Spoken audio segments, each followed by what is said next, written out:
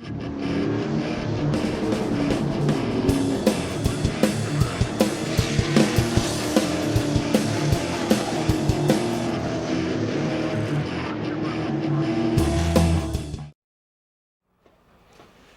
evening, ladies and gentlemen, and welcome to the Motordrome Speedway. This evening, we present the NASCAR Whelen All-American Racing Series with 5 divisions of competition. At this time, we ask that each and every one of you please rise up from your seats for our opening ceremonies. Gentlemen, remove your caps, and if you are moving around the Speedway grounds, we ask that you pause with us momentarily, as tonight's invocation will be delivered by Mr. Ray Kaiser of the New Stanton United Methodist Church, and tonight's national anthem will be sung by Donna Peffer. Mr. Kaiser? Thank you. Before I start, I would like to let you know of some sad news. Ms. Pearl Overly, founder of Motordrome Speedway, passed away today. We'd like to observe her passing with a moment of silence.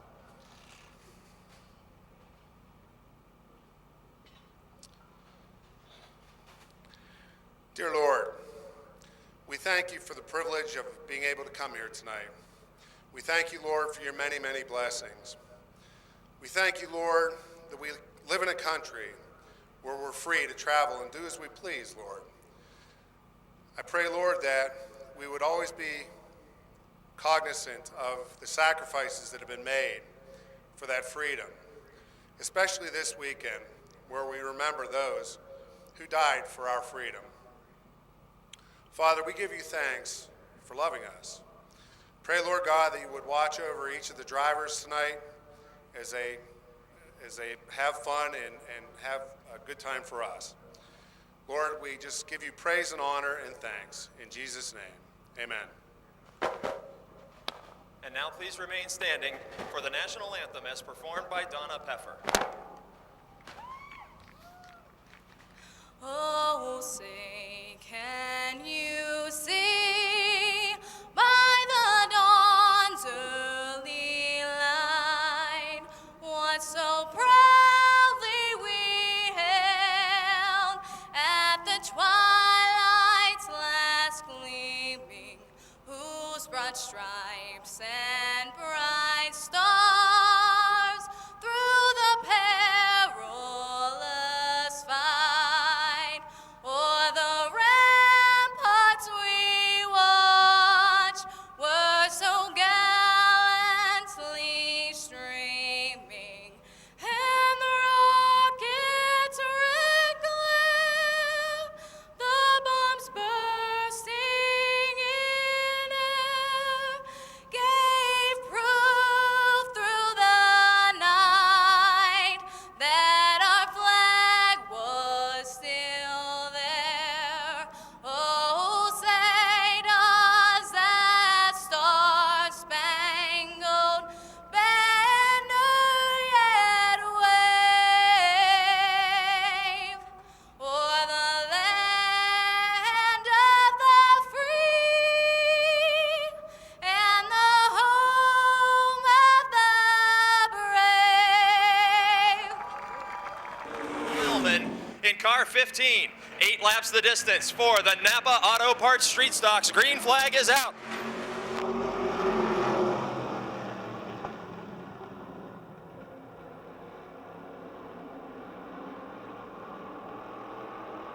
Side by side, Mike Bacalon and Sean Phillips enter turn 3, fighting for the lead. Andrew Kostelnik into 3rd spot by a car length over Knight and Ashton.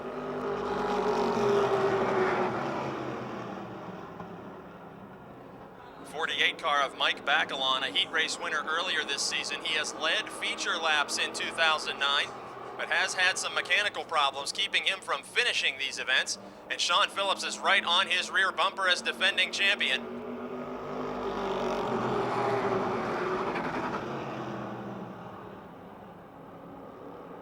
Change of 3rd position now as Todd Knight nearly completed a pass of Andrew Kostelnik, then slid the car out of turn 2, and Kostelnik battles right back on the high side in car 57. Door to door is the fight for 3rd. And Knight, by just about an inch at the scoring line, will officially take over 3rd place on lap 3 of 8.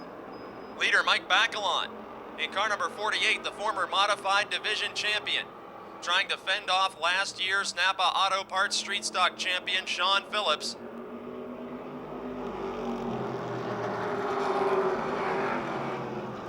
A tooth and nail fight for the lead among veteran drivers. Second place, Sean Phillips, has been to victory lane already in 2009. And a challenge again for third, as Knight was solidly in the third position, and now Kostelnik trying to battle back. Just behind that duel, Jonathan Heilman moves around the three of Teddy Gabala. We have 3 laps remaining, and there's action happening all over the speedway. Third place battle still intense. Knight defends that position from Kostelnik, as they have traded the third spot a couple of times now. And Jonathan Heilman from last place in the field into the top 5 and looking to challenge Kostelnik with 2 laps to go.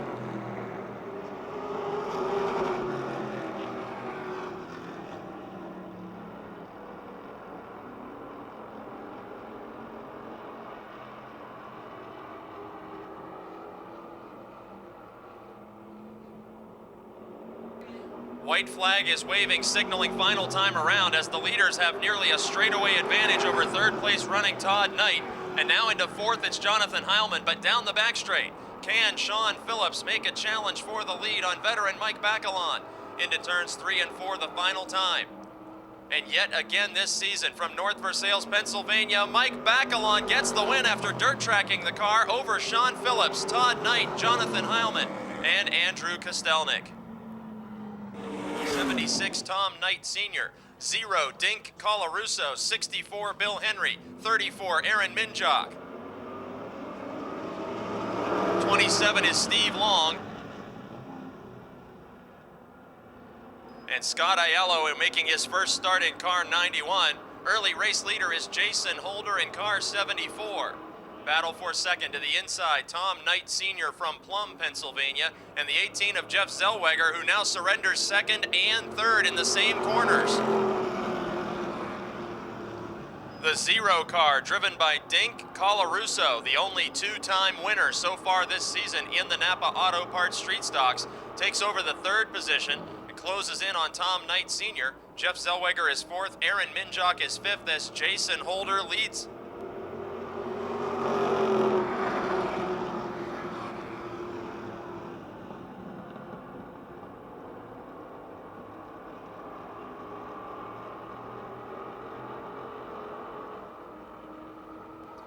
Jason Holder, the leader of the event in car 74. He's been a winner here at Motordrome in the past. He's been a winner at the Jennerstown Speedway. And Holder now has less than a car length between himself and the 0 of Dink Colarusso. Colarusso charged up from the back of this field very, very quickly. Knight is still third. Minjock is now fourth. He's moved around Zellweger.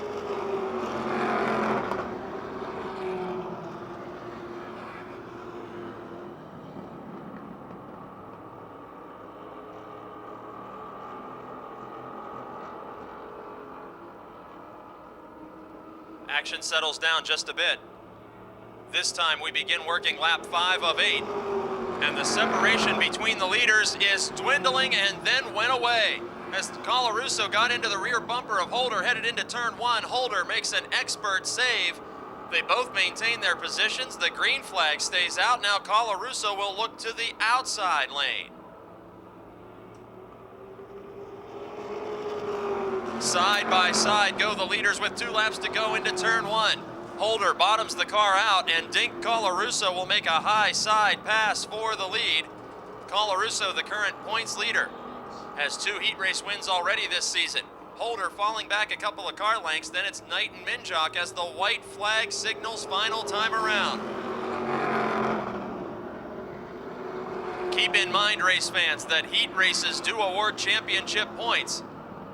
And the man who's currently atop the standings in the Napa Auto Parts Street Stocks, Dink Colarusso, the 2-time feature winner coming out of turn 4, will become a 3-time heat race winner, taking the checkered flag over Jason Holder, Tom Knight Sr., Aaron Minjock, and Jeff Zellweger.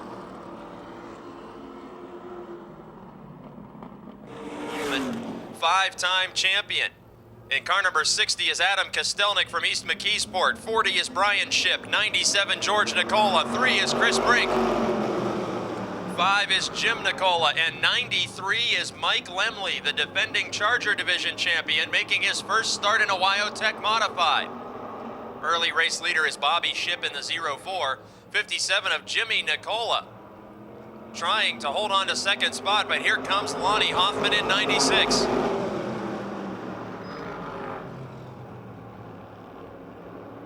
Nicola continues to fade as Adam Kostelnik moves into third spot, and the season's only 2 feature winners are now second and third on the Speedway, as moving into fourth now it's George Nicola bringing along the 40 of Brian Ship.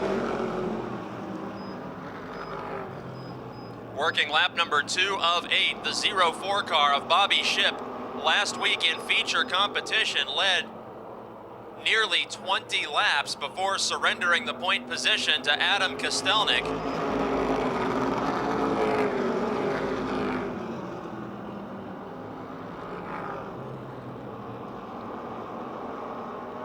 George Nicola now into the 4th position, the former street stock champion in car 97 from Pittsburgh. And in 5th, it's Brian Ship from Jefferson Hills.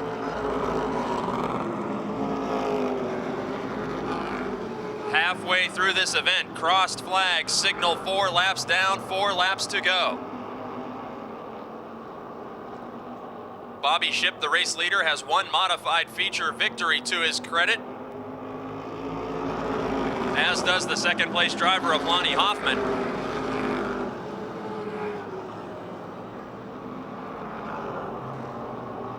Ship, your race leader in car 04, the older brother of the driver in 4th place. Your leader also the former Charger Division champion.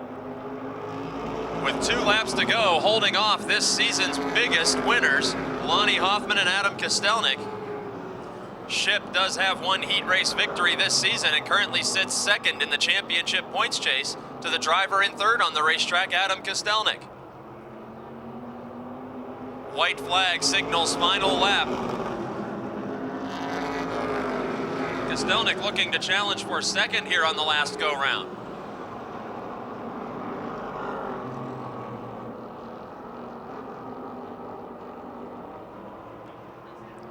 Out of turn number 4, checkered flag waving, a 2nd heat race win of the season for Bobby Ship over Lonnie Hoffman, Adam Kostelnik, Brian Ship, and Jim Nicola.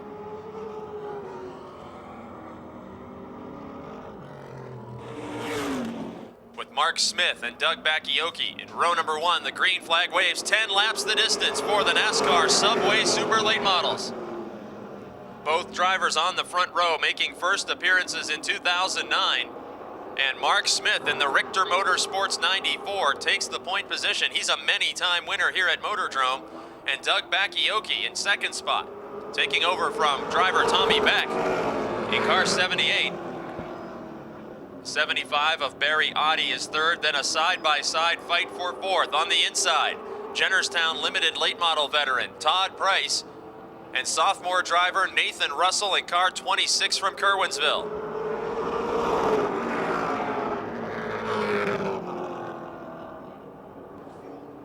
Battle for 2nd begins to develop as Price is solidly into 4th now. Barry Oddie in 3rd position in car 75. Looks to the inside, then makes contact with the 78 of Bakioki.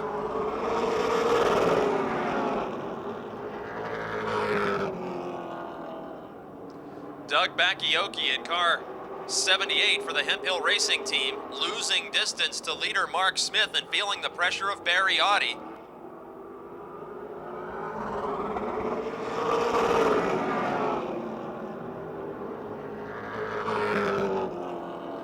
Smith stretches out a huge lead in his first visit to Motordrome, and now Barry Oddie has secured the inside lane headed into turn 3, but Bakioki still looks strong enough to defend the runner-up position. Headed to the scoring line, it's nearly a dead heat on lap 5 of 10. The midpoint of this event, drivers are trading paint in the battle for 2nd position, and now Barry Oddie breaks free of the 78 of Bakioki and opens the inside lane up for Todd Price. Price has now passed Nathan Russell and passes by the 78 of Bakioki, and moving into a podium spot on lap 6 of 10 goes the 15 of Todd Price. all by himself out in front. The Hunter's Peterbilt, Richter Motorsports Ford, number 94 of Mark Smith. In second spot, the Stoystown Auto Wrecking, Wheeler Brothers 75 Chevrolet of Barry Audi. In third spot, the Frankie Day Oldies Show, Stoystown Auto Wrecking Ford number 15 of Todd Price, and side by side go Russell and Bakioki for the fourth position. Russell on the inside in car 26, the Lezer Lumber Chevrolet fighting with the 78 of Bakioki, the Venetia, Pennsylvania driver who started his career on dirt tracks, converted to the pavement, and will lose a position to young Russell. The Bellevue Chassis Center teenager in car 26 on the final lap will take a spot away, but headed into turns 3 and 4 after his teammate went to victory lane last week here at Motordrome. In his first start of the season, Myersdale, Pennsylvania's Mark Smith wins the heat race over Barry Audi, Todd Price, Nathan Russell, and Doug Bakioki.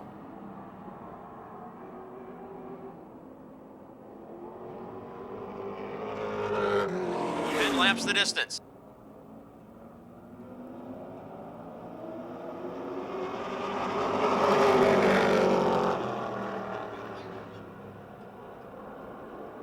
Green flag is out. 10 laps for the NASCAR Subway Super Late Models. Bobby Henry in car 11. Fighting with the 69 of Dave Marrow and will take the lead. Side by side for third position, a pair of multiple-time Motordrome Speedway champions. To the outside, the Dunbar Dominator Rick Miller, and to the inside, feature winner 2 weeks ago, Mark Catone.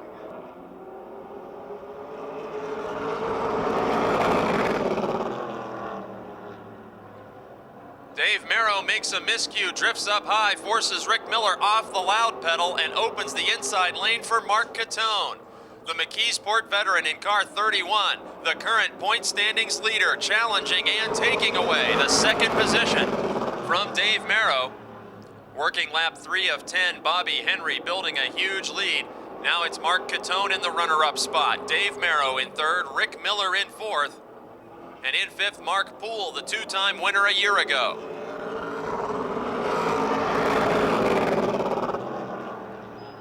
Miller in car 21 now peeking to the inside of Marrow, side by side out of turn number 2. And unofficially, Miller will take the third spot. If he holds it at the scoring line, we'll make it official.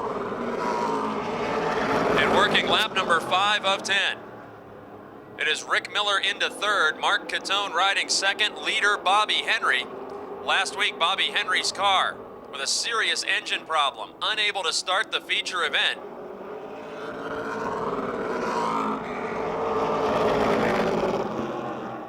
And with 4 laps to go, Bobby Henry's lead interval is dwindling. All 3 drivers at the front of this field, former track champions.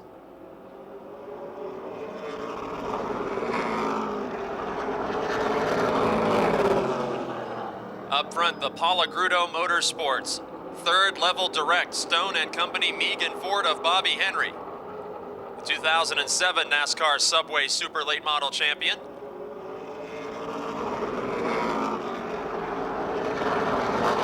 In second spot, the Auto Express Transportation Evanuic Racing Engines Ford number 31 of Mark Catone, the 1995 and 2001 track champion. In third, the Brooks Automotive Group, Bellevue Chassis Center, number 21 Pontiac of Rick Miller, the 3-time track champion. On this final lap, it's Mark Poole in fourth, Steve Black in fifth.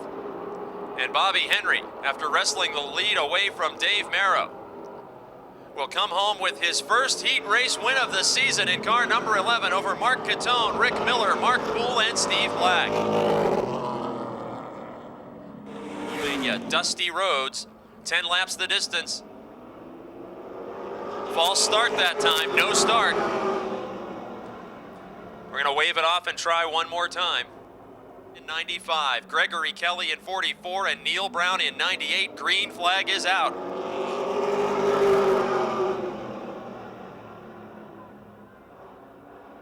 Side by side, Thomas and Wiltrout.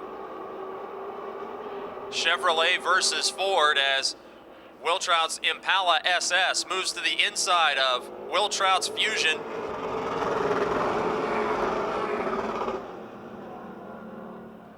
Will Thomas in car 60 does have 2 heat race victories this season, still looking for his first feature win as the driver for the Stans Transmissions Colonial Metal Products team.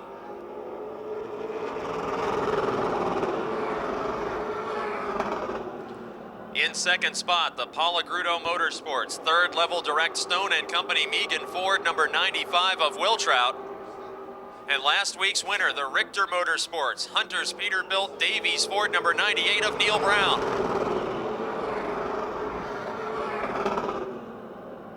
Nearly making contact on lap 3 of 10 in the battle for the lead, Thomas and Wiltrout.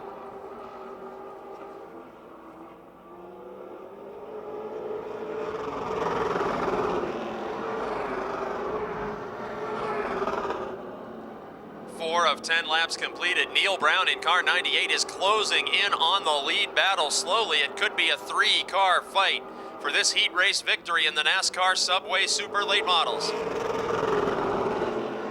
Halfway through this event, 5 laps down, 5 laps remaining.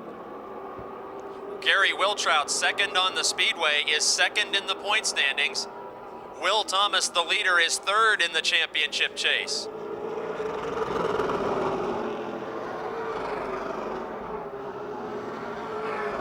Keep in mind, race fans, that heat races do award championship points to the drivers.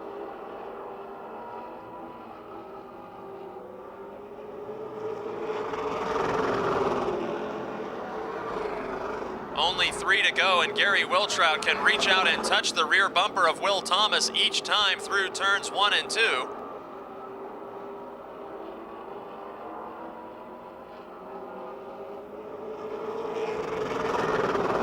And now with 2 laps to go, as Gary Wiltrout was trying to find a way around Will Thomas, he may be defending the second position now from the advances of Neil Brown. Brown in car 98 was the leading feature winner last season and won in his first start a week ago.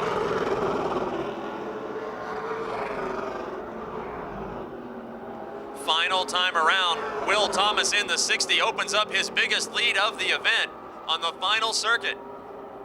And the Benz Motorsports Stans Transmissions Chevrolet, Will Thomas picks up his 3rd heat race win of the season over Gary Wiltrout, Neil Brown, Gregory Kelly, and Kyle Martell.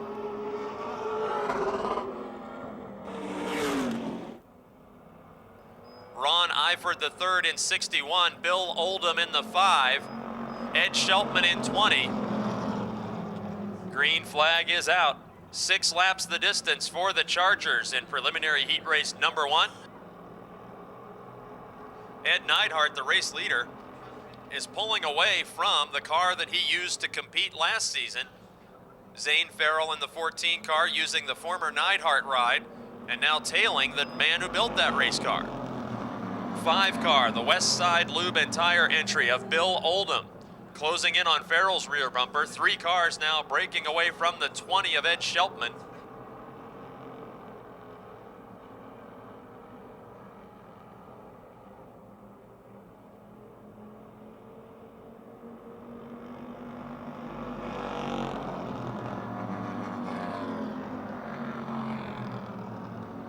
Neidhart drifts up the banking here on lap number 2 and allows Farrell, the rookie in car 14, to close in. Coming right with him, it's the 5 of Oldham. Neidhart, your leader, and Oldham in 3rd, were both victorious last season, with Neidhart picking up a win here in 09. And at the midpoint of this heat race, Oldham looks to the inside of Farrell. The veteran in car 5, Bill Oldham from Connellsville, a graduate of the 4-cylinder competition, taking away the 2nd position from young Zane Farrell in 14. Neidhart all by himself out in front with 2 laps to go. And all by himself in 4th, it's Ed Scheltman, followed by Ron Eifert the 3rd in car 61.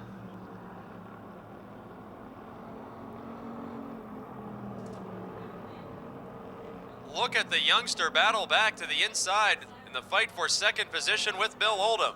They are door to door for the runner-up spot as Neidhart continues to run away with this one. White flag signals final time around. And the 14 of Zane Farrell picks up a position, passing a multiple feature winner from 2008.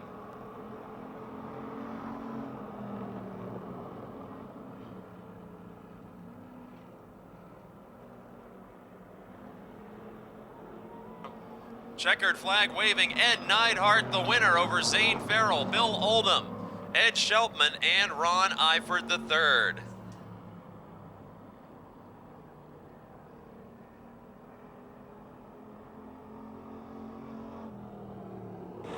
The 1, Tracy Keller from Asheville, a feature winner this year. 11 is Victor Keller, 13 is Denny Keller, 3 is Steve Settle. We're green and racing as Spadacine and Bryan lead the field into turns 1 and 2. And you heard it right, fans. There are 3 Kellers in this event, and they are going 3 wide on the back straight. Tracy Keller outside, Denny Keller in the middle, Victor Keller on the bottom. Matt Gardner takes over the second spot behind leader Spadacine.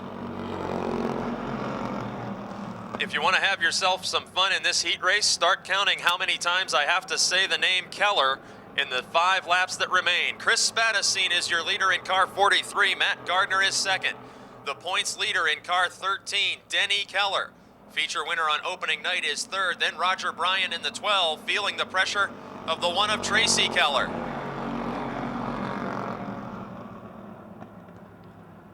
Roger Bryan dirt tracks the car just a little bit, surrenders the 4th position to Tracy Keller, and is now feeling the pressure of the 11 of Victor Keller. Up front, Chris Spadacine, with barely a full car length between himself and second place Matt Gardner in the 7 at the halfway point of this event. Challenge for the lead in turn 1. Spadacine spinning by himself without contact. 13 of Denny Keller avoids him. The 1 of Tracy Keller, the 11 of Victor Keller, all get around the spinning Spadacine 43. The Victor Keller. Third in the Keller line, 4th on the racetrack, that is, as the green flag waves.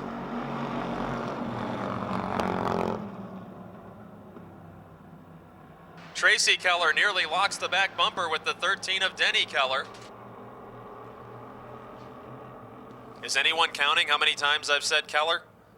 Matt Gardner in the 7 car opens up a lead of about 6 car lengths. There are 2 laps to go.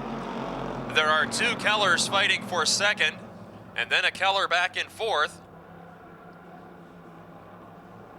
Tracy Keller tried to make an outside pass, the 13 of Denny Keller. Both Kellers in 2nd and 3rd have been to victory lane this season. The Keller in 4th making only his 2nd start as the white flag waves.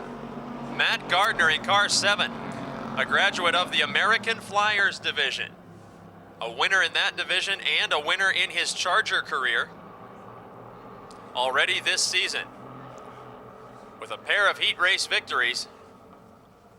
And headed out of turn 4, we got a change of 2nd position. Tracy Keller steals it away, but Matt Gardner will take the checkered flag, winning his 3rd heat race of the season over Tracy Keller, Denny Keller, Victor Keller, and the 3 of Steve Settle. 46 is Sean Rich. 71, Troy Knight. 13, Robert Ashbaugh. 23, Eugene Zerfoss. 44, Mary Catherine Shimko. 48, Paul Koffler III.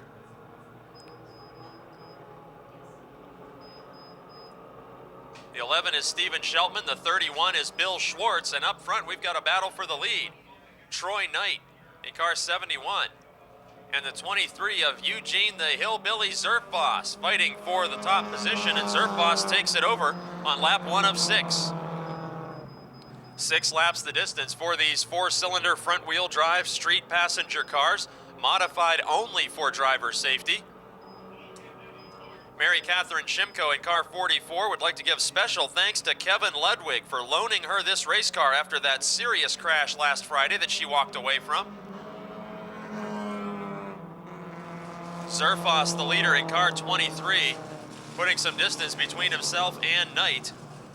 Then in 3rd spot in car 48, it's Paul Koffler III. 13 is Robert Ashbaugh, and after starting last, look at the 31, young Bill Schwartz, charging up through this field. He's now side by side with Ashbaugh, trying to take away the 4th position at the midpoint of the event.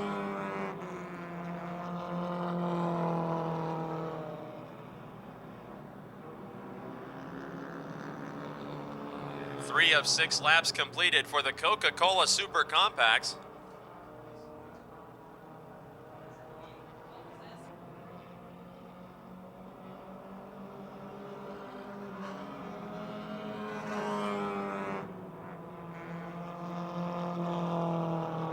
And look at Schwartz in car 31 headed into turn number 1, diving to the inside of Koffler in 48. Schwartz was one of several drivers who competed in the American Flyers and then made the necessary changes to be competitive in this year's set of rules when the division changes to the name Super Compacts, sponsored by Coca-Cola. Final time around, driver of car 23, a big winner at the Jennerstown Speedway. And coming out of turns 3 and 4 in car number 23, the popular veteran driver known as Hillbilly, Eugene Zerfoss, takes the checkered flag, his first heat race win of the season over the 71 of Troy Knight, the 31 of Bill Schwartz all the way from the back of the field, the 48 car of Paul Koffler III, and the 13 of Robert Ashbaugh.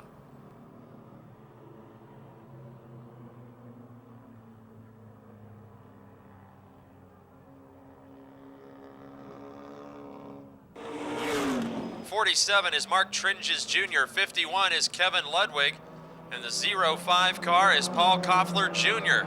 As the green flag waves, 6 more laps of racing action for the Coca-Cola Super Compacts. Oh, we got a hood coming up on the 47 of Tringes as he got off the racetrack and down on the apron in turns 1 and 2. Tringes in the 47 heads for the pit area blindly on the back straight. Pedestrians beware.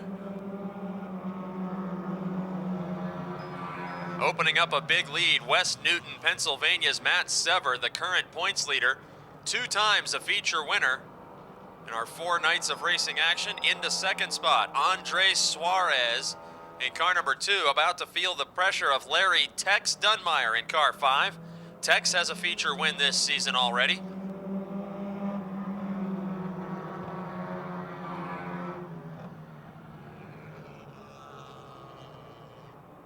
Side by side in the fight for the runner-up position on the back straight, Andres Suarez in 2. Larry Tex Dunmeyer in the 5. A pair of Dodge Neons going at it. And Suarez gets the car sideways.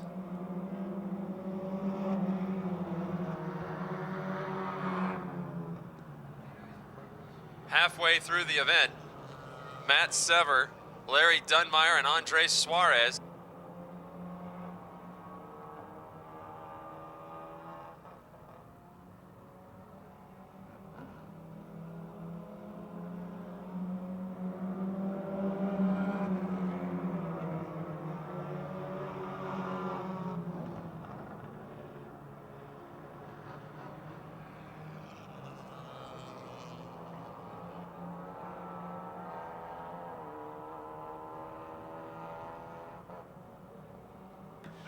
Final lap, white flag signaling to Matt Sever that he could be on his way to padding that points lead. Tex Dunmeyer takes the second spot away from Suarez here in the closing stages. Into turns 3 and 4, the Martinelli's Auto Service Cavalier, number 83. Young Matt Sever takes another heat race victory, his 3rd of the season as points leader. Larry Tex Dunmeyer finishes 2nd. Andres Suarez finishes 3rd. In 4th, it's Paul Koffler Jr., and coming home in 5th, it's the 14 of Kevin Keffer. Phil Ashton, 27, Steve Long. 91, Scott Aiello. Green flag is out. 25 laps of action coming your way for the Napa Auto Parts Street Stocks. Andrew Kostelnik gets the jump on pole sitter Teddy Gabala. 57 is out in front. Gabala in the 3, fighting with the 70 of Todd Knight. They are door to door all the way through turns 3 and 4, just in front of Jonathan Heilman.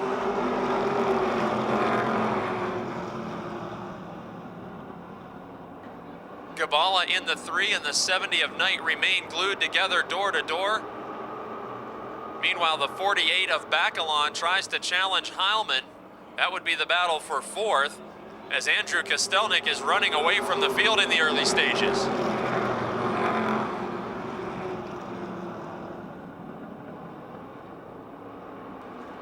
On the back straight, Gabala in car 3, just about to surrender the 2nd position to the 70 of Knight. And Jonathan Heilman is right there in 4th, making rear bumper contact with the 3 of Gabala.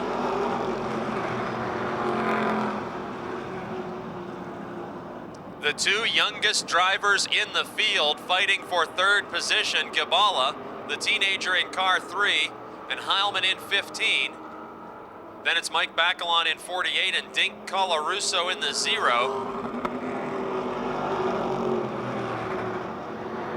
Bacalon nearly spinning, getting into the 3. We're now 3 wide as a result of Gabala backing off the throttle, and he wisely lets Dink Colarusso go. Bacalon had that car full-blown sideways in turn 1, but he comes out smelling like a rose in 4th spot.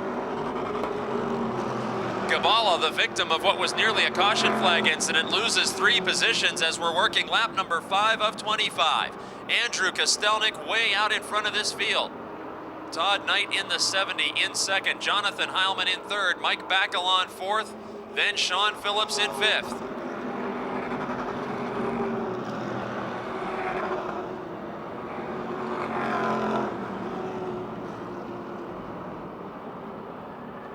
Leader of the event, Andrew Kostelnik, was the feature event winner. Just a couple of weeks back in the AK chassis machine. And now a fight for 2nd spot as Heilman in the 15, looking to the inside of Knight's number 70 car. Kostelnik with a huge lead over Knight, Heilman, Bacalon, Phillips, and Colarusso. Keep your eyes on those 3 cars battling for 4th, 5th, and 6th. Bacalon in the 48 experiencing a serious loose handling condition and still trying to defend the 4th position from the advances of Sean Phillips. Here comes Dink Colarusso in the 0. Colarusso looked first to be waiting for Phillips to find a way around the ill-handling Bacalon machine, but now they are door to door for 5th position, and Colarusso will take it away.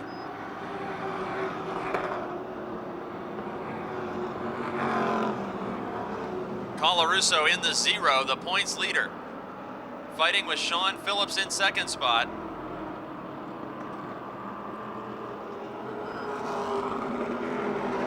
Phillips is 2nd in the championship standings. Colarusso leading the chase. And working lap number 10, we are single file in the top 6 positions with Andrew Kostelnik holding a huge lead over Todd Knight. Bill Henry heads pit side in the 64 car. And a spin on the back straight. Jeff Zellweger goes around all by himself. Driver of car number 18 from Allison Park, Pennsylvania, Jeff Zellweger, a graduate of Legacy Car Racing, spins on the back straight with 11 of 25 laps completed.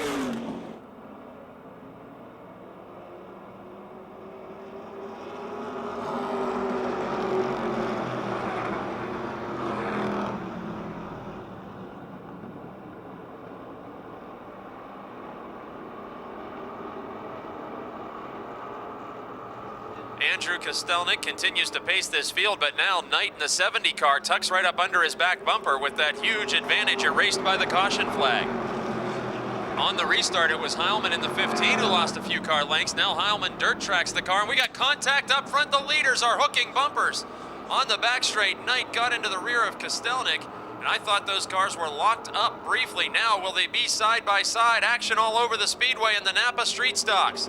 Kostelnik will hang on to the lead on lap 13, but cars are sliding into one another in wholesale fashion.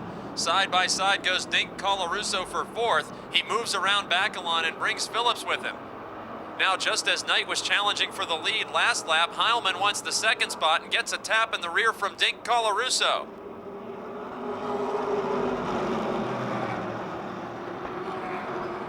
Fantastic action here in the Napa Auto Parts Street Stocks, and Kostelnik gets sideways out of 2. The leader backs off the hammer and clips his teammate.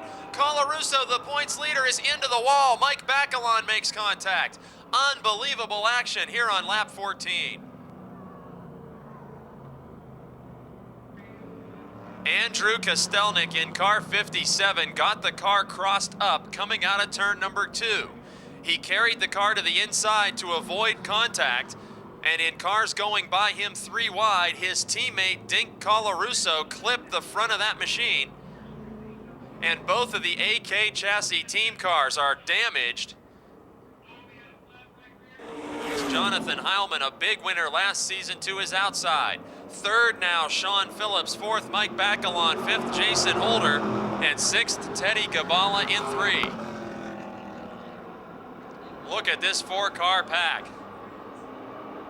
Jonathan Heilman has not seen the lead yet tonight, but he climbs to the outside of Knight, and they make contact in front of the whole field. Everybody's going to come through it. Zellweger spins to avoid contact, and Scott Aiello's 91 car gets a poke in the nose. Otherwise, that could have been disastrous. A great job of driving by everybody involved in that. As the leaders came together, Jonathan Heilman from Bell Vernon heads pitside after contact with the 70 of Knight.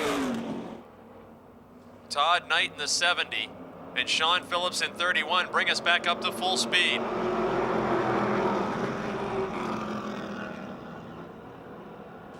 Sean Phillips in car 31 takes advantage of the double file restart to squeeze around the outside of number 70, Todd Knight. Mike Bacalon in car 48, looking now to challenge Knight as well. 2 long-time veterans fighting for 2nd position as Phillips begins to open up a lead now. Bacalon in 48 has been a heat race winner repeatedly this season, but has not been around at the finish of feature events in spite of leading several feature laps. If the 48 car can stay together tonight, he will have a best finish of the season with 9 laps to go.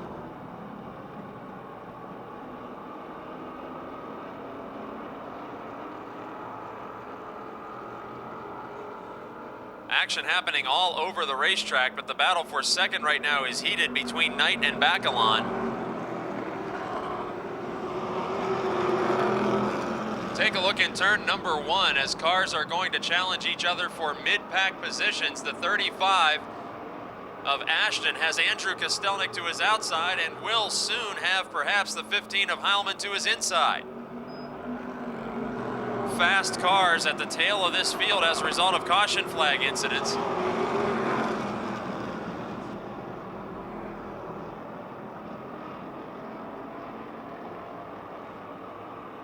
Andrew Kostelnik now pulls away from the Ashton 35 as they head into turn 3. Let's see if Heilman can make a pass. After that spin in turns 3 and 4, Heilman around the outside of Ashton and gains a spot. Working lap number 19. Just in front of Heilman, Andrew Kostelnik is challenging first-time starter Scott Aiello, graduate of the Charger division in car 91. And Kostelnik makes quick work of diving to the inside of that new race car. Heilman gets into the back of Kostelnik there in turn 4 as he tries to follow through on the inside of Aiello. And we got a caution flag on the speedway. In turn 4, rookie Steve Long has brought out the caution flag. I didn't see the incident happen, but the 27 of Steve Long, a graduate of 4-cylinder racing, he was the champion in the super compact division at Jennerstown Speedway last year. But it's up to Sean Phillips and Mike Bacalon, and that's a false start right there.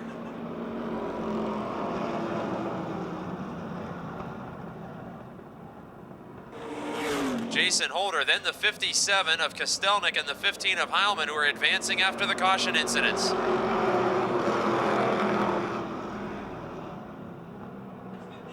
Former modified division champion Mike Bacalon dropping into 2nd position behind Phillips. Bacalon, who retired from competition for a couple of seasons and returned last year in the Napa Street Stocks. Just ahead of the 70 of Knight. 74 of Jason Holder has passed Teddy Gibala, as has the 15 of Jonathan Heilman, who's back inside the top 5 after that spin from the lead.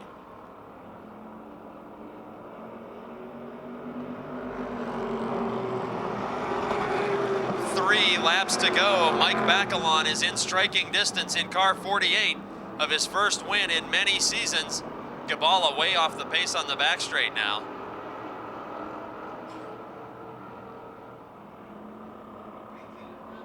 And we got a hard crash on the back straight. Jeff Zellweger in turn number 3. Zellweger pounded the outside concrete on the back straight and now rolls to a stop in car 18. Bacalon restarts from second.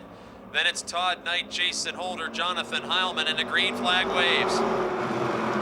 Bacalon was very loose handling early in this event. How hard can he throw the 48 car into the turns to try and steal the lead away with 2 laps to go? Bacalon on the outside, Phillips on the inside.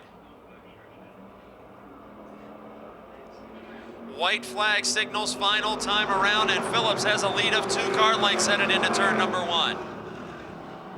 The defending champion of the Napa Auto Parts Street Stocks in car 31, second in the championship points chase.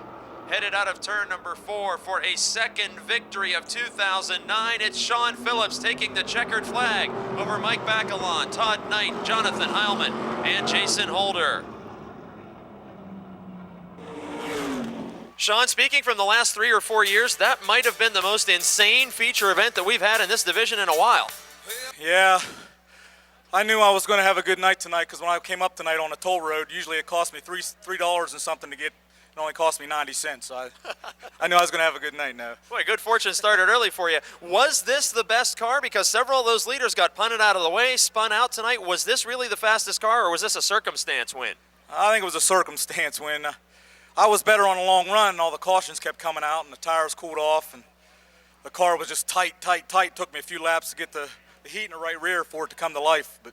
And Mike, he's a veteran. He going into the corner, he's rubbing me and doing all the little tricks to the trade to try to get by me, but he raced. It was a good race. And how about a chance to thank the sponsors and crew?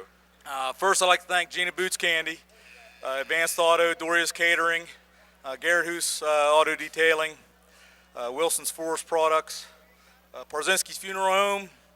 There's a few more. Pantelli's Landscaping for Less. My crew, Garrett, and I forgot to mention Lou last time I won. He's here tonight. My kids couldn't be here tonight. They're sick. And my wife, all the fans for coming out. It's great putting a race on for you guys. There he is, ladies and gentlemen, back in victory lane, Sean Phillips from Jefferson, Pennsylvania. Come out of turn 4. Bobby Ship inherits the pole position as a result of the 40 not starting. Green flag is out.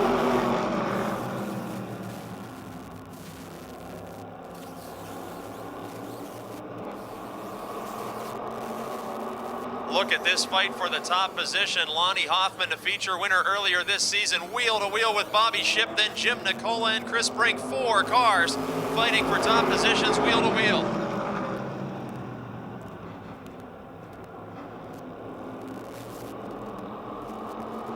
Dead heat down the back straightaway for the lead, Bobby Ship and Lonnie Hoffman. 2 drivers that have been at the front of these fields all season long.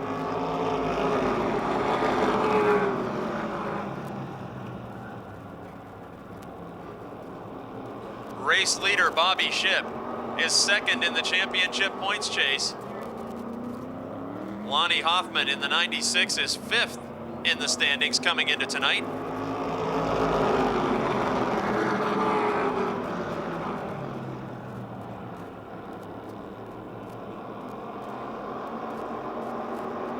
Battle developing for 4th spot, a pair of former Wyotech modified champions, Adam Kostelnik in 60 and Jim Nicola in 5.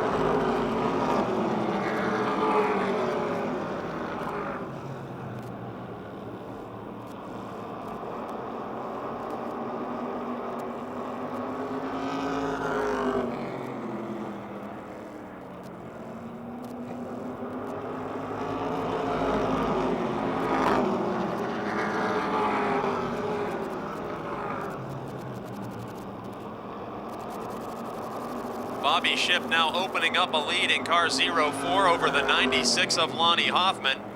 Then the 3 of Chris Brink, and those 3 cars are pulling away just a bit from the 2-car tussle of Jim Nicola and Adam Kostelnik. Kostelnik had that car nearly sideways in turn 4 here on lap 6. Now Kostelnik will look to the inside. The best battle on the speedway is for 4th. Former champions now bumper to bumper and making contact through turns 3 and 4.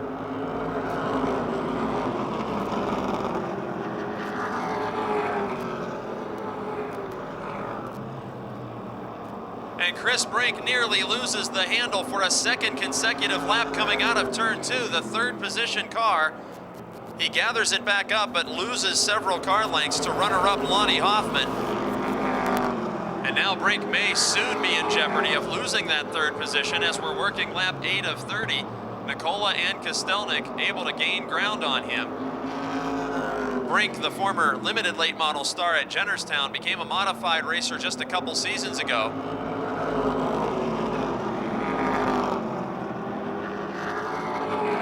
And there's contact. Jim Nicola spinning in turns 1 and 2. Lap 9, and the caution flag will be displayed for the 5 of Jim Nicola, who spins from a battle with Adam Kostelnik. Join this field. Green flag is out. Bobby Shipp continues to lead over Lonnie Hoffman. Chris Brink now Harry Ofer in 4th.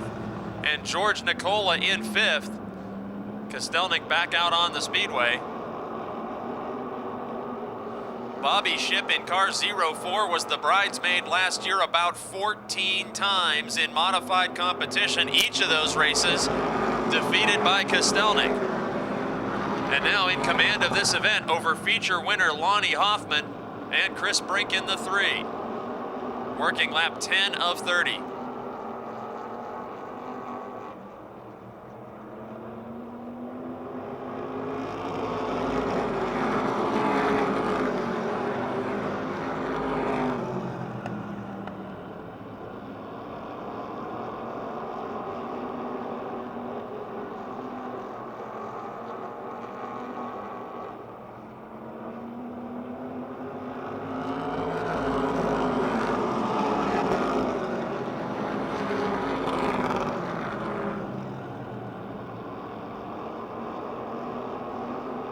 Single file through the top 5 now continues to be Bobby Shipp, Lonnie Hoffman, Chris Brink, Harry Ofer.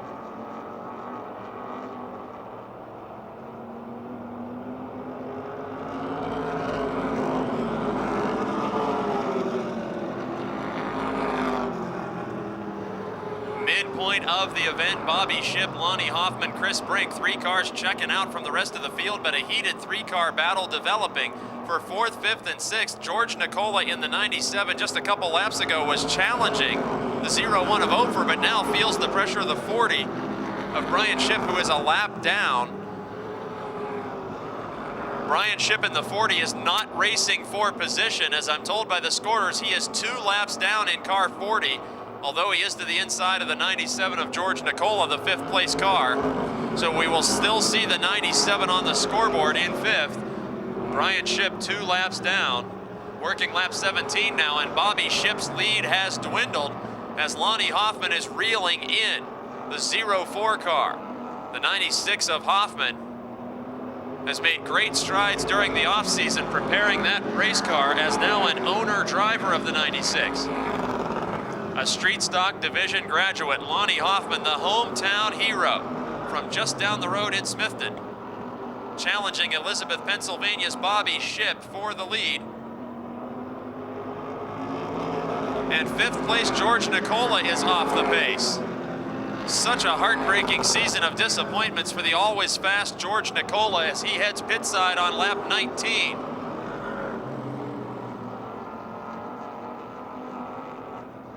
At the scoring line, there will be 10 laps to go, and Lonnie Hoffman is methodically reeling in Bobby Shipp in 0-4. Chris Brink is a comfortable third. Fourth is Harry Opfer. Fifth is now Adam Kostelnik, as the 40 of Shipp is 2 laps down.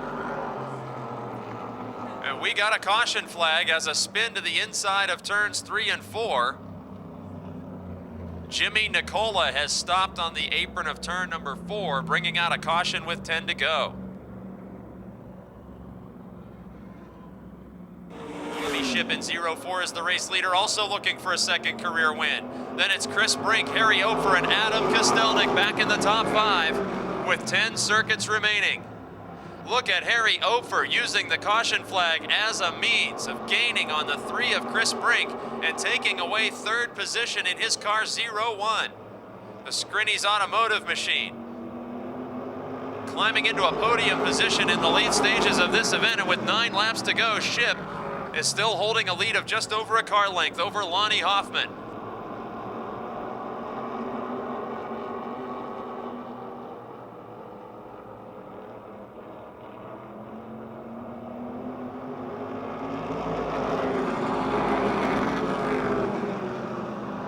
Laps remaining, and it looks like Shipp and Hoffman will be running away from the field to settle this one as a 2-horse race. Now Opfer makes a miscue in turn 2. Might be a mechanical problem as Opfer is way off the pace. I thought at first he may have backed off just to gather the car up, but the 0-1 is very slow on the front straight and has a mechanical issue, retiring from third position. This veteran Harry Opfer in 0-1. Now a battle for third develops. The 60 of Adam Kostelnik has reeled in the 3 of Chris Brink with help from that caution flag. There are 6 laps to go. Lonnie Hoffman continues to loom just about a car length and a half off the rear bumper of the 04 of Bobby Shipp. The 3 of Chris Brink several car lengths behind. And now dealing with pressure from Adam Kostelnik, the 40 car is 2 laps down. That is Brian Shipp.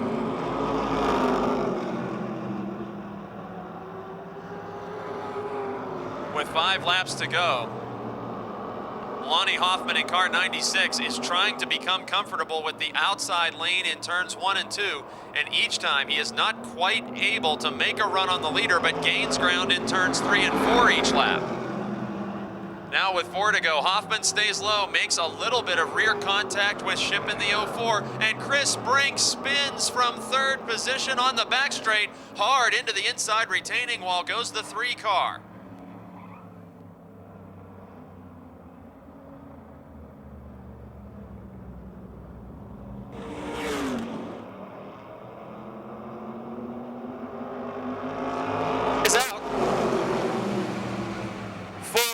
To go, and the green flag is back out. Race leader is Bobby Shipp, and the 57 of Jimmy Nicola and the runner-up Lonnie Hoffman colliding in turn number 1. We'll need another caution flag. And the comeback driver of the season, Lonnie Hoffman, with a feature victory this year. Clearly the most improved driver racing at the front all season. Having a disastrous end to this event with Jimmy Nicola. And this tiny field of Wayotech Modifieds takes the green flag with 4 laps to go. Bobby Shipp's worst nightmare comes true as the driver that he finished second to so many times last year gets to restart on the outside. And Adam Kostelnik promptly takes over the lead, and Bobby Shipp gets into the back of him.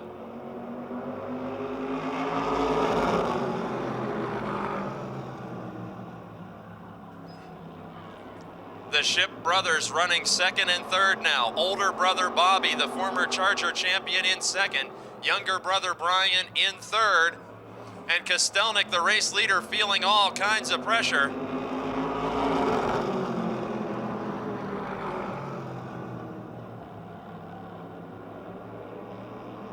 Only 2 laps to go, and the defending champion, by virtue of attrition, makes it to the front of this field, taking the lead from Bobby Shipp with the white flag waving.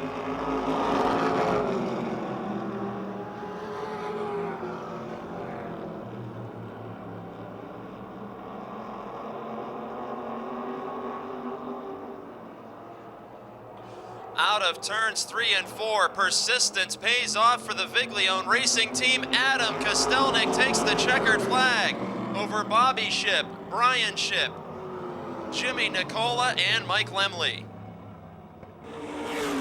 Well, Adam, we had a wild street stock feature, and Sean Phillips came to the front straight. He said, I didn't have the fastest car, but by circumstances, here I am with a win. Is that similar to what happened to you tonight? Oh, that's definitely what happened to me, man. I come on the radio and I told Harry after that restart I seen Lonnie, I was just taking what I could get. The car was real bad. We did a pit stop. We're starting on the outside on that restart, and I said, you know what? Man, we're going to win this race. I said, as bad as we are, man, sometimes it's best to be lucky than good. Bobby Ship finished second to you so many times last year, and then on those last couple of laps, he let you know he was there. Yeah, I was so bad. I was just, I was getting in the corner real slow through the center, and he was just helping me. And, hey, man, he raced me clean. He got in me a little bit on the back straightaway. He could have spun us, but he backed out. That's just racing. Man, he's going to get one sooner or later, but, man, bad luck comes his way every time. And a chance to thank your sponsors and crew. Lizator Race Engine, Competition Racing, Bowling Machine, TCI. It's Buzzy and Donna Viglione. They own it, Joe Viglione. I don't know what to say, man. I don't know, man. It's just wild finish, and this is we're just lucky to be here. There he is, ladies and gentlemen, the 5-time champion, Adam Kostelnik. Mark Poole, the Subway Eat Fresh Challenge driver, starts third. And in fourth, it's Kerwinsville's Nathan Russell as the green flag waves. Todd Price jumps out to an early lead over Gregory Kelly. Kelly, the former Rookie of the Year in the NASCAR Subway Super Late Models. Now to the outside of Rick Miller, who's challenging for third in car 21.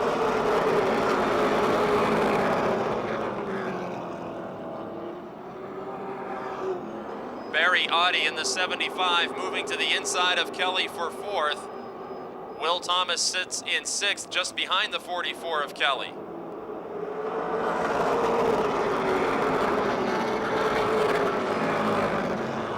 At the front of this field from Alum Bank, Pennsylvania, aboard the Frankie Day Oldies Show, D&D Office Plus, Spang Remodeling, Stoystown Auto Wrecking Ford, Todd Price. And he has got his hands full with Mark Poole, the Subway Eat Fresh Challenge driver of the night on lap 3. Poole to the inside, a former legacy car competitor from 84 Pennsylvania in the Howard Concrete Pumping Chevrolet, door to door with Price. New leader on lap 4 is Mark Poole. Now positioning himself to the inside of Price, it's veteran Barry Audi. The Wheeler brothers, Stoystown Auto Wrecking 75 of Audi takes the runner-up position. Will Thomas next up to challenge Price.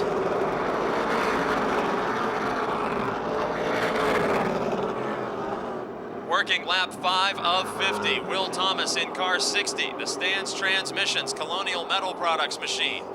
Moving to the inside and taking away third position. We got a big problem in turn number 4. Steve Black, the one. Neil Brown, last week's winner. Bobby Henry is mildly involved. Nathan Russell spins to avoid contact and gets hit by the 78 of Bakioki. Bobby Henry brings the 11 car down pit lane after a disastrous Friday night last week. Henry was unable to start the feature event after a mechanical problem in his heat race. Cody Quarrick might have got a piece of that. He pulls away from the scene, but the heaviest damage is last week's feature winner, Neil Brown in car 98. The Richter Motorsports, Hunters, Peterbilt, Davies, Ford, O'Shea Lumber entry limping down pit lane after he went 1 for 1 last week with his only start ending in victory. Kyle Martell in 59 heads pit side, as does Bakioki and Henry. Now green flag is back out with 6 laps completed.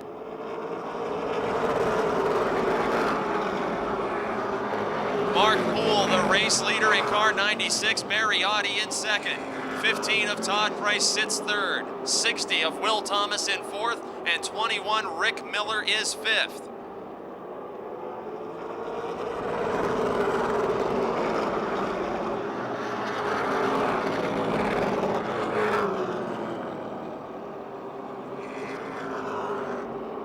Challenge for third, Will Thomas looking to the inside. of the 51 Motorsports entry, the Dave Mans wrenched ride of Todd Price, and the Benz Motorsports Impala on lap number 8 takes away the 3rd position. Price will battle back just a bit on the back straight, but in the outside lane, powerless to defend against the 60 of Thomas, and now here comes Rick Miller sneaking to the inside of Price. Rick Miller in the Brooks Automotive Group, Bellevue chassis number 21. Door to door with Todd Price in a fight for 4th position. Mark Catone is a man on the move, just a couple, and we've got a spin. Mark Smith goes around in car 94 in turn 4.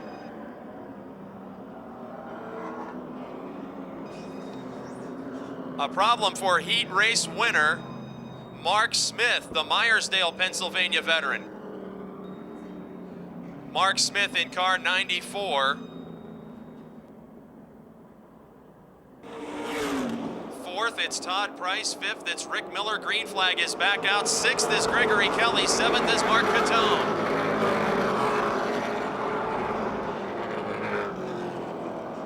Battle for 6th position. Catone in the 31, inching beneath the 44 of Kelly. And Catone will take a spot away from the front row starter.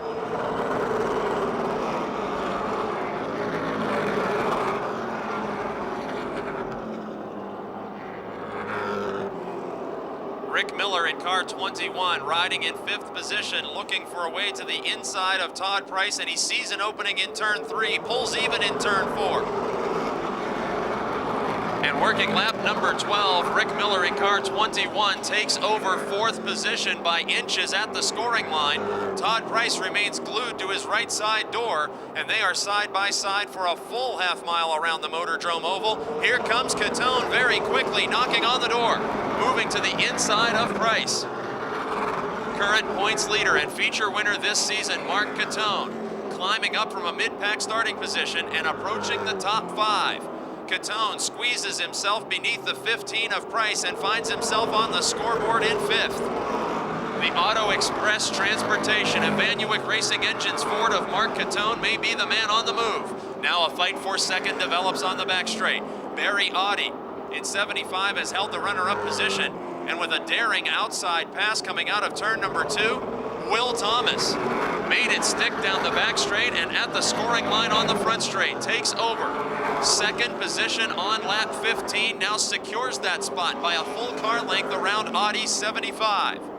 Mark Poole, the race leader, the Subway Eat Fresh Challenge driver, has a half straightaway advantage on the rest of this field, and a fight for 4th position now involves a pair of multi-time Motordrome track champions, the 21 of Rick Miller and the 31 of Mark Catone. Catone on the inside, the 2-time champion. Miller on the outside, the 3-time Motordrome champion and a former Clearfield champ. Catone drops a wheel off the pavement onto the apron, and now the leaders will streak by the 83 of Joe Moose. We got a spin in turn number 2. The 78 of Doug Bakioki goes around.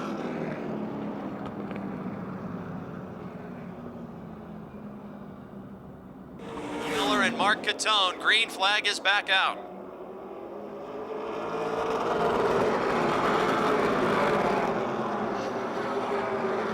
Working lap 17 of 50. Mark Poole stretches out to a 4-car length advantage over Will Thomas, who just took the runner-up spot away from Barry Audi. Rick Miller and Mark Catone resume their fight for 4th.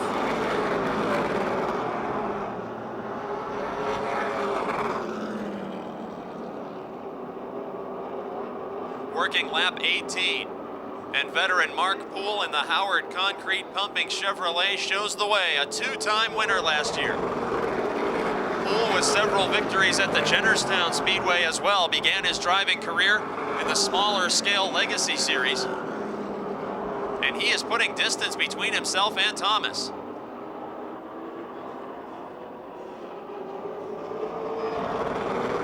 Battle for 7th position at the scoring line headed into turn 1. Steve Black in car 1 and the 44 of Gregory Kelly. They are just a couple car lengths off the rear bumper of Todd Price and fighting for top 10 spots. A pair of orange and white cars going side by side nearly every lap in turn 4. And Black making light contact with Kelly in that fight for the 7th position. Meanwhile, just in front of them in 4th spot, Rick Miller to the outside, Mark Catone now firmly planted on the inside. They have been side by side for a full lap, and now by inches on lap 22, Mark Catone is officially scored in 4th position, but Rick Miller hasn't given up yet. 2 veteran champions duking it out, and Catone will now get the better of that battle, moving into 4th with Miller in 5th, Todd Price in 6th, and now Steve Black in 7th as he wrestled that spot away from Gregory Kelly. Just behind Black, the 95 of Gary Wiltrout, the 2002 champion, who's climbing back up through this field after making a pit stop.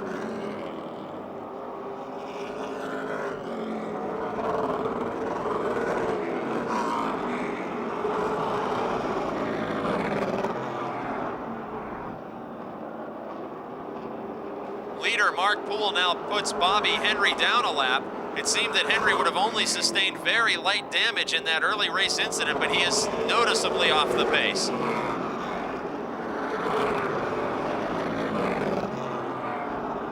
At the midpoint of this event, a battle for 6th position on the back straight. Steve Black continues to advance, and we got a problem right in front of the leader in turn 4. Doug Bakioki spins just in front of leader Mark Poole to bring out the caution. Mark Poole and Will Thomas are on the hammer early, but it's a clean start, and at the line, Poole maintains his advantage with Barry Audi in 3rd. Let's see, and we've got a spin. Dusty Rhodes backs into the outside retaining wall. Kyle Martell a victim of that one, and Mark Smith spins to avoid contact. Caution flag waves once again.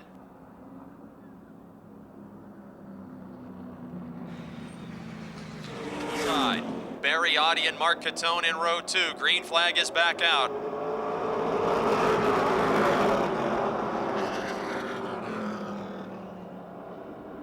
This time, Thomas is not able to stay glued to the right side door of Mark Poole, and Poole gets a car length advantage. Catone squeezes to the outside of Barry Audi.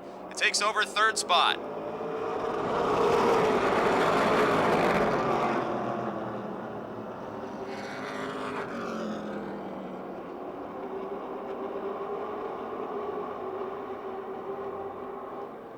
Mark Poole still the race leader. Will Thomas in 2nd, Mark Catone in 3rd, Barry Audi 4th. Working lap number 27, Mark Catone in 3rd place, started in 11th, and has climbed into a podium position here in the middle stage of this 50-lap event.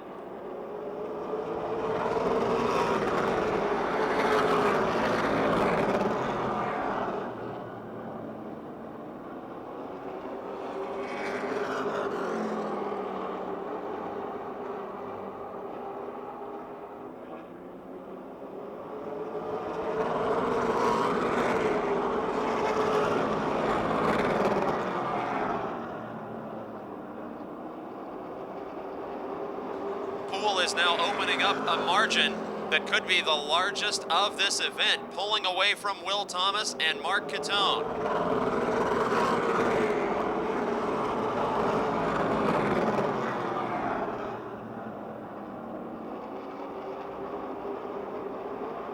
Action settles down just a bit with 20 laps to go.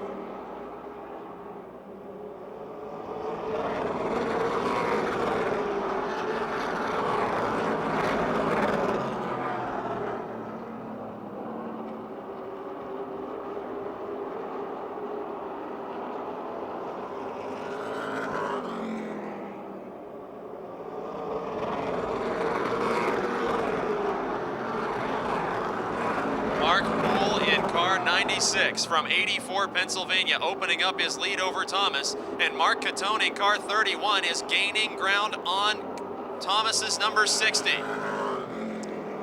Mark Catone in car 31 has not finished outside the top 2 positions throughout 2009 with 3 second places and a victory. Can Catone keep his streak alive of top 2 finishes tonight as he reels in Will Thomas to within 2 car lengths of the runner-up position? Leaders moving around Bobby Henry, the slow car, number 11, here on lap 34.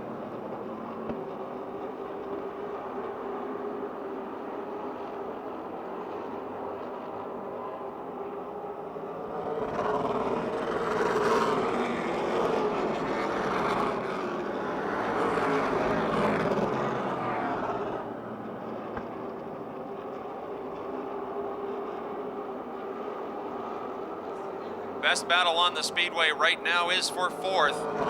Two longtime veterans, Barry Audi in 75 and Rick Miller in 21.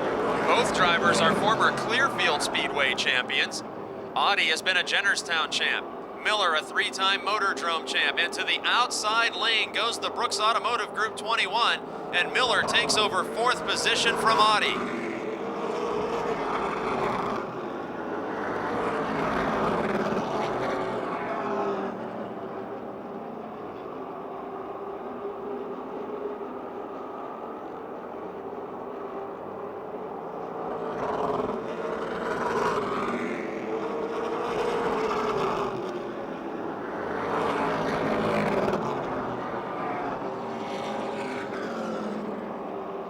Battle for sixth, Steve Black in car one, closing up to the rear bumper of Gary Wiltrout and looking to make a pass. Black has just recently passed Gregory Kelly and Todd Price. Steve Black may be among the fastest drivers on the speedway right now. At lap 39, the Penn West Toyota lift. Black's Enterprises Camry number one, moving to the inside of Gary Wiltrout. In the Stone & Company Megan Ford third level direct machine. They are door to door on the front straight. Fight for sixth position, overheats, and there's contact. Black is into the 95 of Wiltrout, and both cars will spin. Time.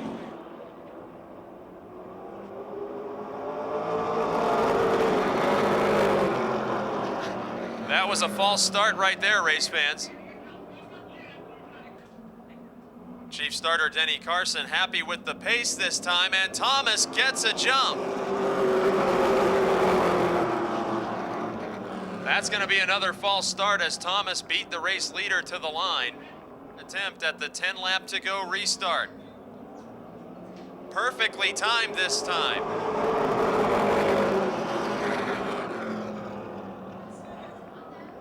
An absolutely perfect start, and Thomas able to stay with Poole this time. Miller is able to hang right with Catone. And now Mark Poole drifts up half a lane. Will Thomas has to get on the binders. It's suddenly a four-car fight for top positions with 9 laps to go. Thomas took another peek to the outside, but that opens the inside lane to Catone. The 11th place starter, Mark Catone, the points leader, and Rick Miller will spin after contact with the 60 of Thomas. Cody Quarrick does a great job of using the grass to avoid contact as Mark Smith spins. Then Todd Price, and how about Dave Merrow up into the top 6 in car 69. And again, Poole operating in the middle of the racetrack. Mark Catone in 31 challenging for second and makes a pass of Will Thomas.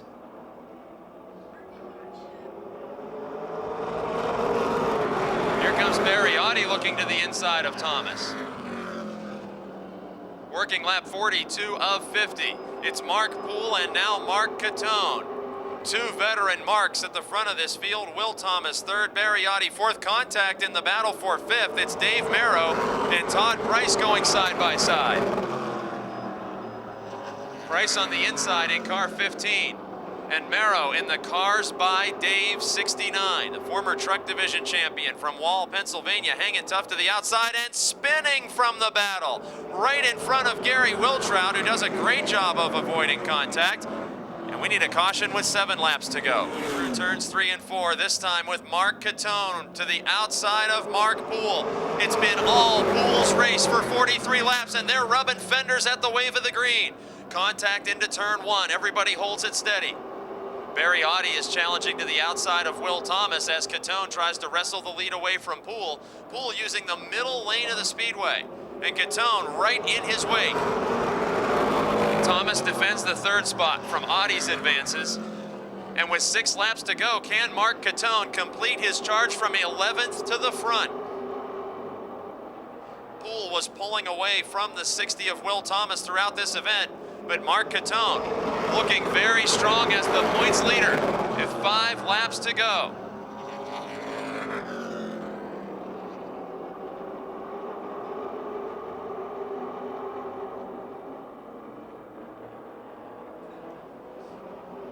Contact in turn 4 between Nathan Russell and Gregory Kelly at the back of this field. That battle continues to rage on down the back straight. Russell feeling the pressure of Gary Wiltrout and Steve Black now.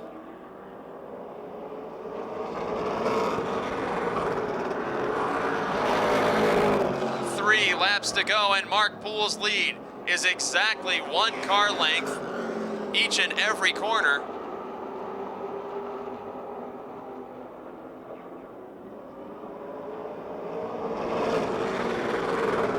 Laps to go, and Catone is firmly to the inside of Mark Poole. The 96 of Poole looking for his first win of the season. Catone, the points leader, looking to repeat.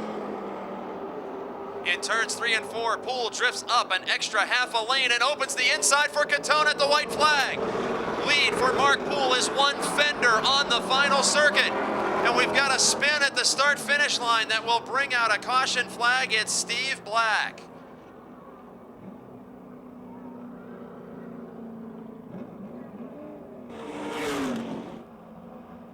Another perfect pace start. Green flag is back out. Catone was trying to make his winning pass in the inside lane.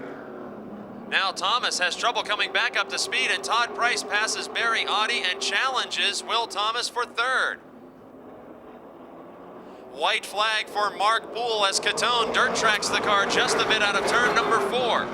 Thomas reclaims 3rd position here on the final lap. Mark Catone will only have 2 more corners to try and challenge Mark Poole for his 2nd win of the season. But coming out of turn number 4, from 84 Pennsylvania, his first win of the season by half a car length, it's Mark Poole over Mark Catone, Will Thomas, Todd Price, and Barry Audi. Well, Mark Poole, you may not be aware of this, but you have just won every one of these fans a free 6-inch meatball sub courtesy of Subway restaurants. All right. I didn't know that. That's great. Eat up. Now let's talk about this race. You had things all your way through the early stages, and then 11th place starting Mark Catone comes into your rearview mirror near the finish. Did you know you still had enough car to hold him off? Well, I was hoping so, and I want to apologize that I'm not used to being at this double file start, and I thought it was like when it was single file. That's why I was leaving over at the flag stand. I thought the leader, started the race, so I apologize for that. But yeah, the way Mark's been running, I was, quite concerned. Let's talk about your opening night. What happened? This car was on the trailer for opening night. What was that about? Yeah, we had kind of a minor issue with the motor, but it wasn't very pleasant. And I brought this out and never made a lap. We only ran a few laps in this car till tonight. So. Last year, you're a 2-time winner, and I remember at one point you were talking about retirement. Is this kind of success going to keep you hanging around for a few more seasons? I'll probably do it as long as the track's running here. How about a chance to thank your sponsors and crew? I'd like to thank my sponsor, Howard Concrete Pumping, and Donaldson Supply, and the car owner, Frank Howard, and my crew, my wife, Kathy, my brother, Cy, Doug, and Nicole, and it's just a great night. I'm glad I could get a Subway for everybody. There he is, ladies and gentlemen. It's a 6-inch meatball sub courtesy of that man right there, Mark Poole, ladies and gentlemen. Jeanette drives the 06 car as we get set to go racing with a front row of rookies. 14 Zane Farrell, 3 Steve Settle take him to the green flag. 20 of Ed Sheltman looking to go 3 wide, and Bill Oldham in the 5 gets crossed up and clobbers the 1 of Tracy Keller. Hard impact on the back straight. Bill Oldham in car 5 dropped a wheel off the pavement onto the apron and crossed the racetrack directly in front of former division champion Tracy Keller in car 1. Both of these drivers were in victory lane last season, and both of these drivers with a hard impact to the outside retaining wall in their Chevrolet Monte Carlos.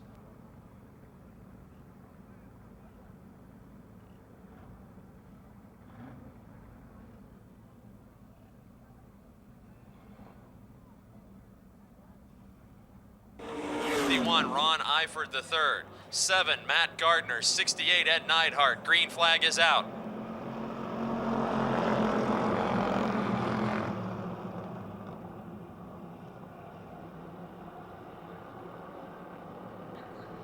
And look at Gardner storming through the field. Not only is he passing rookie drivers, he's passing the opening night winner Denny Keller and going 3 wide dangerously in turn 4. Thinks better of it.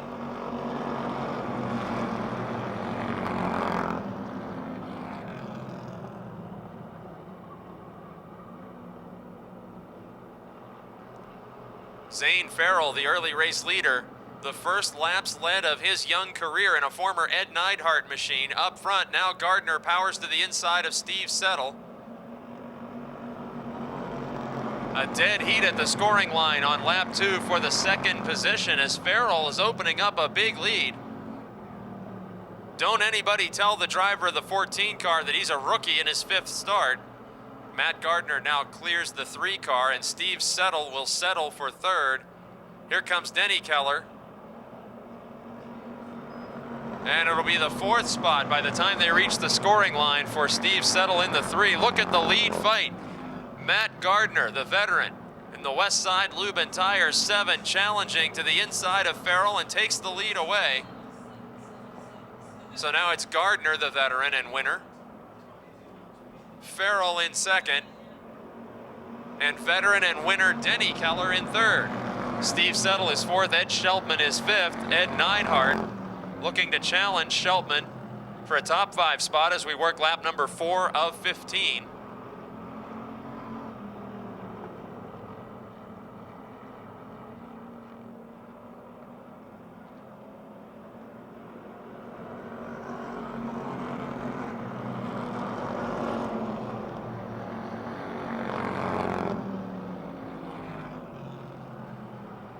Matt Gardner leading Farrell, leading Keller, leading Settle. And we got a spin in turn number 2. Bill Finley of Jeanette goes around to bring out the caution flag. Position just in front of last week's winner, Ed Neidhart in 68. Green flag is out.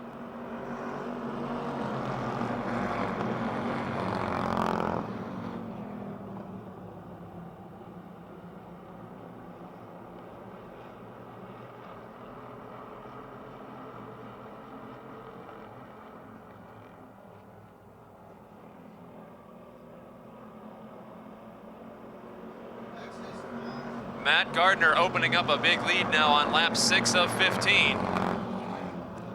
13 of Denny Keller may be slightly gaining on the 14 of Farrell.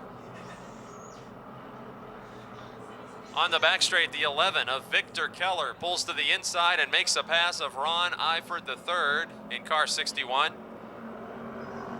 Best battle right now is for 6th. Ed Neidhart looks to the inside of Sheltman.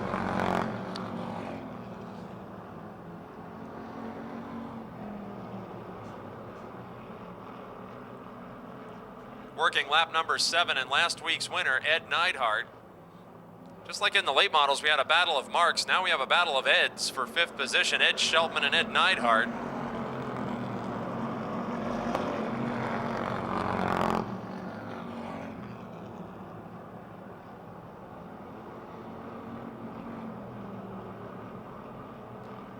Matt Gardner with a comfortable lead. Zane Farrell in 2nd, losing some of his interval over the 13 of Denny Keller in 3rd, and Steve Settle all by himself in the 4th spot in the former Mike Lemley machine. Mike Lemley made his first modified start this evening, got a top 5 finish, and the car that he drove to last year's Charger Championship sits in 4th position with Steve Settle at the wheel from West Leisenring, PA.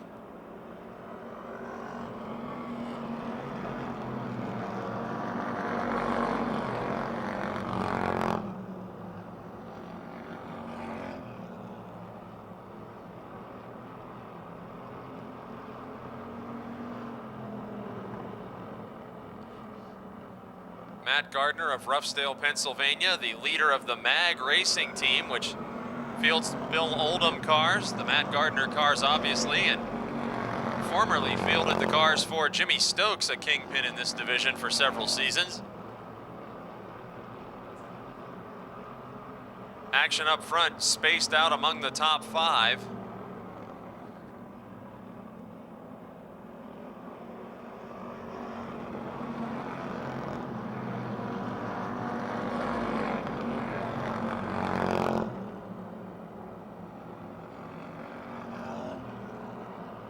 Only 3 laps to go, and a couple of rookies having great runs. Zane Farrell is closing in on leader Matt Gardner.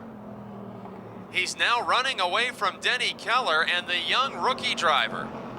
The R&R Tree Service 14 is closing in quickly on Matt Gardner. It would clearly be the upset of the season if a rookie driver could run down and pass veteran and feature winner Matt Gardner, and Zane Farrell's trying to do exactly that. Final lap, let's see if the rookie can make a move on the veteran. Matt Gardner up front, look at Farrell pulling right to the rear bumper. Lap car on the back straight pulls to the inside. Now Farrell drifts up high. He has one more chance at gaining this ground on Gardner. And Gardner will use the lap car as a pick. Headed down the front straight for his first win of the season, Matt Gardner takes the checkered flag over Zane Farrell, Denny Keller, Steve Settle, and Ed Sheltman.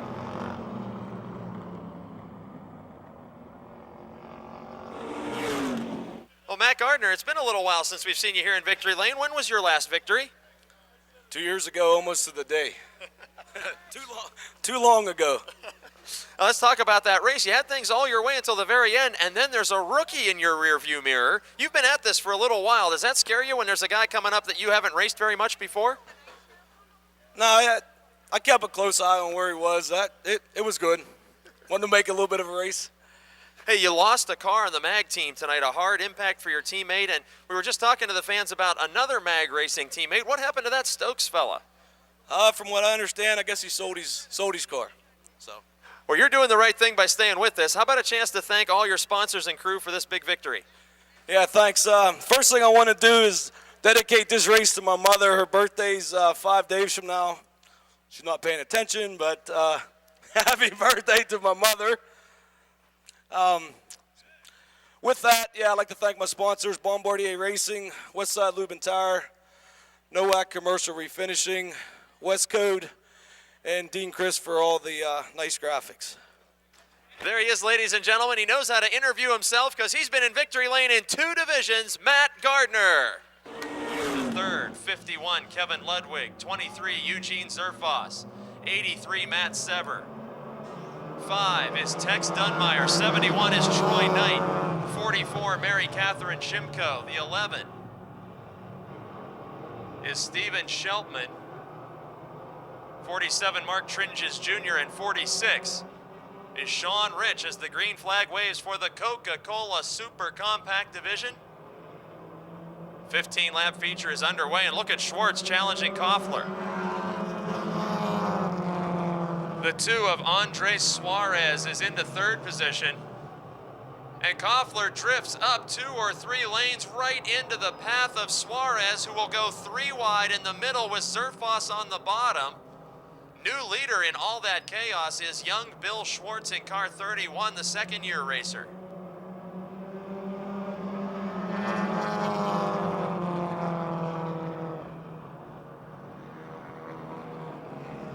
Now Tex Dunmeyer shoots through the middle of another 3-wide attempt. It was the 71 of Knight on the bottom and Koffler. Now look at Matt Sever from deep in the field. Lead challenge is Andres Suarez to the inside of Bill Schwartz. Eugene Hillbilly Zerfoss in the 23 is right there. Tex Dunmeyer is right there. And we've got a caution flag on the speedway for the 51 of Star Junction veteran Kevin Ludwig. Stable this week. Green flag is out. Suarez leading Schwartz.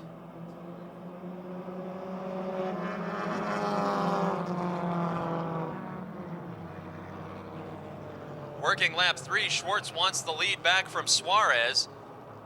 And making an announcer's nightmare of S's, it's Suarez, Schwartz, Sever, and Zerfoss.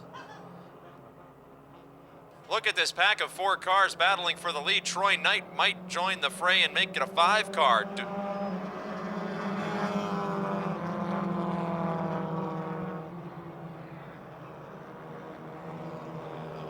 It's now Suarez leading Sever. Schwartz and Zerfoss will be left behind by a few car lengths to fight for 3rd, and Zerfoss takes that position away temporarily from the youngster who battles back. And look at the lead fight, Matt Sever powers to the inside of Suarez. And now Suarez using the grass, the dirt, the pavement. He probably would have used some water if we had it down there, trying to fight back. Move to the point position again around Sever.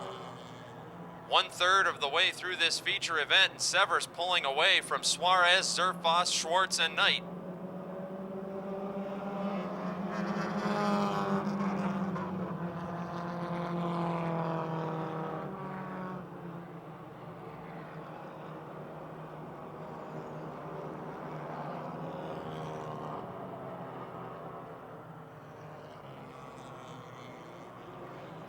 Zerfoss dirt tracks the car in 3rd position all the way through turn 4, and that enables Bill Schwartz to reel him in just a bit here on lap number 7.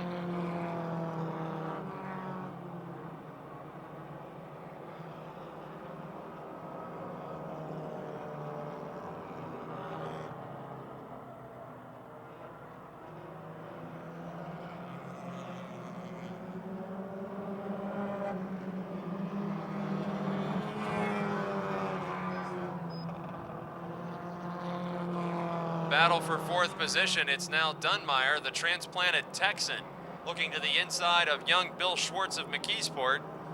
And Dunmeyer will take the spot away.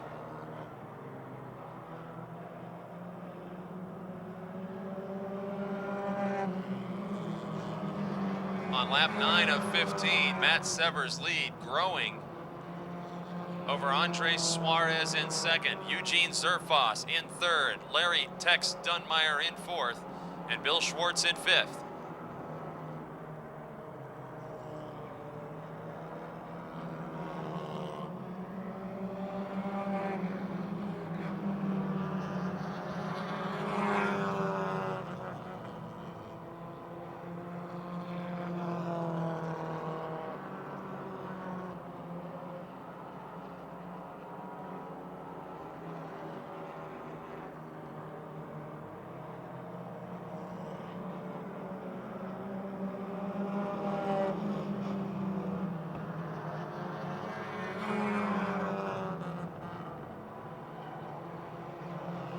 Matt Sever's lead is nearly 1/3 of a straightaway as we need a caution flag here on lap 11.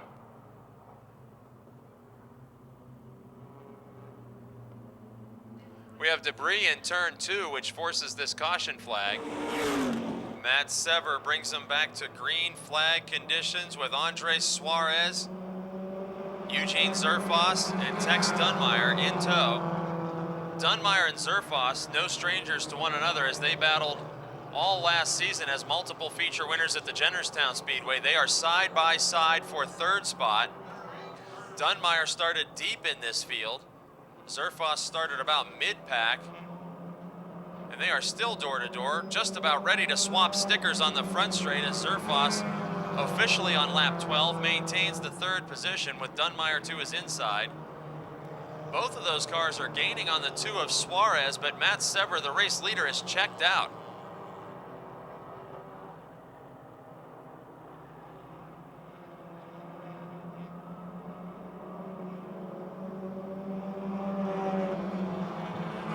Two laps to go and a heated fight for 2nd position. A pair of Dodge Neons, the 5 of Dunmeyer, the 2 of Suarez.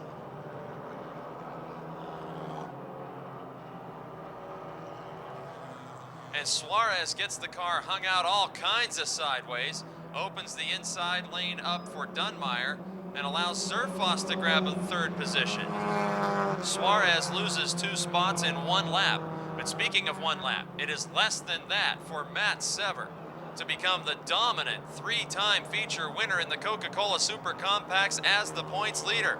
The young man from West Newton, Pennsylvania in the Martinelli's auto. Lux Brothers 83 wins for the third time this season over Tex Dunmeyer, Hillbilly Zerfoss, Andre Suarez, and Bill Schwartz.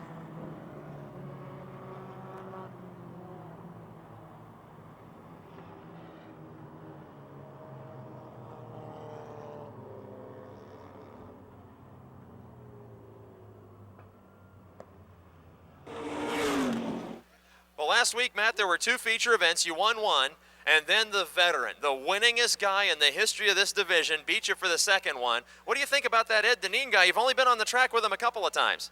Well, we had fun run, though. I mean, you can't win them all, and I was pretty happy. We had a good run with him. I had a lot of fun racing him, and, anytime you can get side by side with someone and have a good race, I think that's pretty fun, and I'm glad he came out. I wish he was here tonight, and we'll see what happens when he comes back. We got to see if we can do it again, but hey, man, everyone that helps us out here, I got to thank them. I know we got some people down here tonight I'm pretty happy about.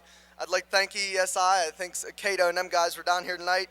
Lux Brothers, Mr. Martinelli, speechless. I don't have nothing to say about him. And one more, Mrs. Martinelli. I got to thank her because she worries about us so much, and I know she's always watching, and I just got to thank her for letting us do this. There he is for the third time already in 2009. Ladies and gentlemen, Matt Sever.